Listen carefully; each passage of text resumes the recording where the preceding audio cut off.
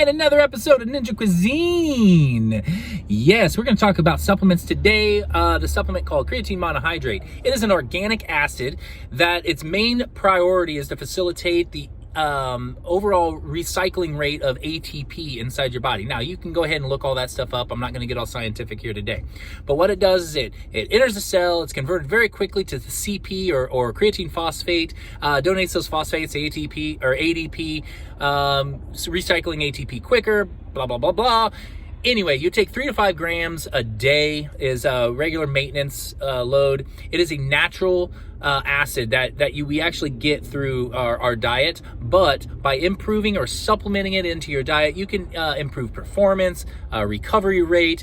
You don't even have to be exercising to actually improve the quality of well-being just by taking creatine monohydrate. Don't go all fancy and get the really expensive creatines out there on the market filled with fillers, stuff.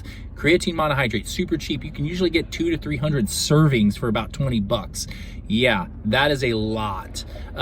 So again, do a little more research in it, but my thumbs up supplement for today is creatine monohydrate. No, I'm not putting any links down below or anything like that for you to order and me get to fulfillments or whatever. No, I'm just giving you some good little nuggets of good information about creatine monohydrate. So hopefully it helps you out. If you like it, like below, hit the bell icon for some new updated Ninja Cuisine info or just videos in general because you like me.